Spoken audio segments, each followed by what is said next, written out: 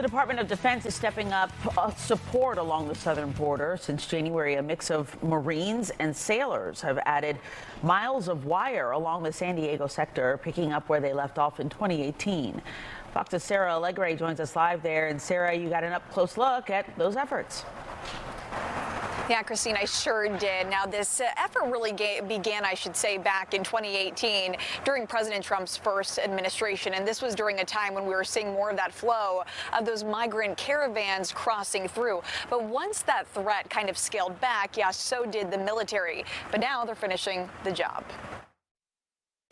The double strand here is the lower portion of the secondary fence. Stretching for miles along this border fence is layer after layer of concertina wire, or sea wire. Think about bramble bush or a thorn bush. If you walk up to, you make a choice. I don't want to deal with it. I don't want to get caught in it. It's a clear message not to cross. And leading the charge is Lieutenant Colonel Tyrone Berrien.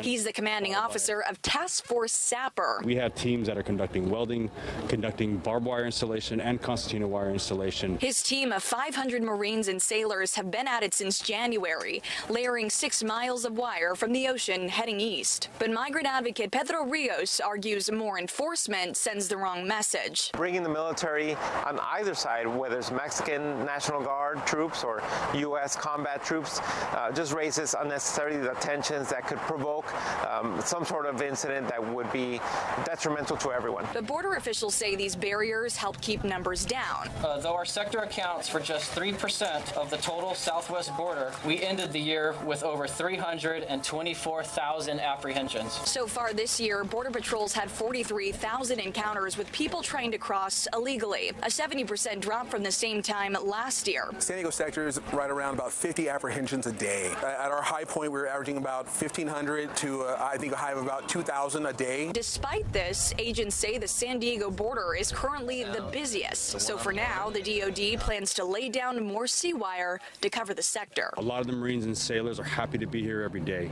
They are excited because the work they are doing, they see as permanent.